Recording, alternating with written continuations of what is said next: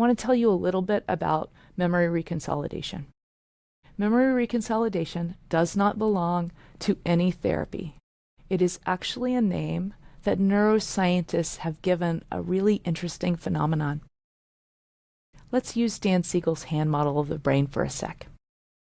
You've got your brainstem midbrain, your subcortical system, that's your limbic, basal ganglia, default mode network, and the neocortex wraps on top. If I'm just speaking to a client about how they think about something now, I'm probably talking to this front part up here, the prefrontal cortex, and a little bit to their left hemisphere. But the part of Sue's brain that knows how bad she is, and not just knows how bad she is, but knows how important it is never to let go of that thought, because it is so protective, sits down here. If I try to help this brain convince this brain that it's wrong, it's never going to work. And let me tell you why. This brain down here is just too fast. And it's supposed to be fast. When we perceive danger, what happens is our brain unintegrates and it pops the lid. Flipping our lid is what Dan calls it. And we pop that lid off and uh-oh, this part now needs to run our show, because this part is better at keeping our bodies and our souls and our psychology safe. So Sue grew up in a family where she was cared for and loved much of the time, but also was in a space of deep overwhelm sometimes, because when her parents got angry, they used judgmental and shaming language.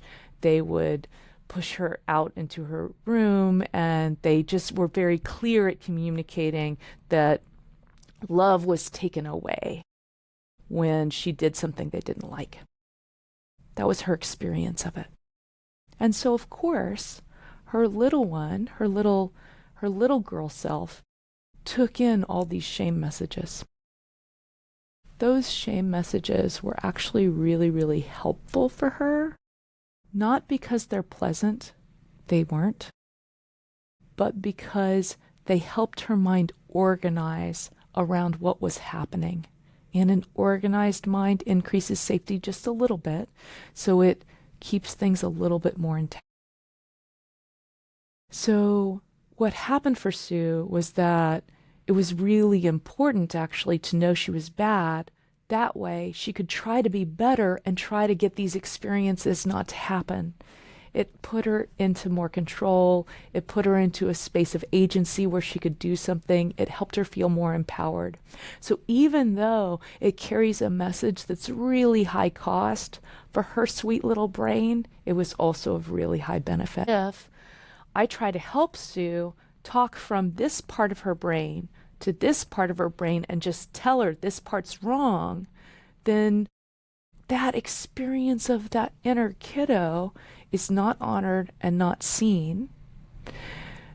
And she's likely actually to increase her experience of danger, because I'm telling her the thing that she thinks from here is saving her, but it's not working.